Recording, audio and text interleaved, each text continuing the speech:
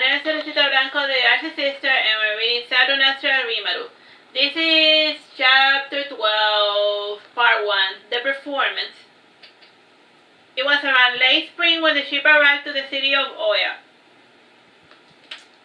The river divided the city in half, and at the center of the river there was a small island.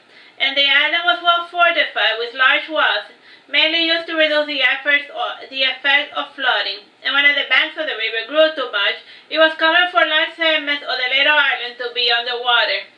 And in the tallest segment of the island there was an anachronistic building, and the architecture of the city of Oea had a certain flavor to it, and it reminded Rimaru of Machu Picchu due to the step arrangement and the emphasis on walls and channels.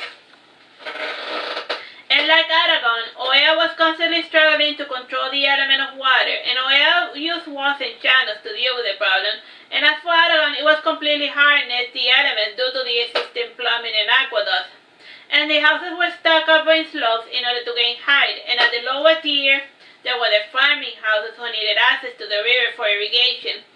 And the higher tier houses with better views belonged to the rich folks, and there were certain structures that resembled temples, and these temples were perfect spheres with an oculus in the center, an odd choice indeed, and the humbler houses were rather square, made with clay roofs, and it was the peasant homes that made Rimaru think of Machu Picchu.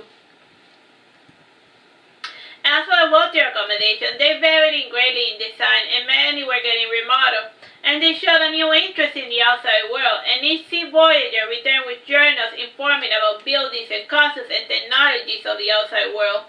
And the current mentality of Oea nobility was out with the old, in with the new. And for all their advancement, the social structure of the city had not changed one bit. What Oea lacked in slavery, it made up tenfold with prison labor, and its dependency on prison labor made punishments in the city particularly long and arbitrary at times, and the length of each sentence was not set in stone, though the laws were. And Rimaru noted the code of laws in a large stone tablet at every crossroad, and when she descended from the port, the guy at the immigration office gave Rimaru a fat tome with all of the laws of the city. And Rimaru started flipping through it, but the man with the prosthetic leg told Rimaru, "Those laws are only for commoners." And he handed a little pamphlet to Rimaru, and smiling he said, "These ones apply essentially to workers like you and me." And Rimaru pretended to read the rules over the top, and he then handed the same item to Mindy, who actually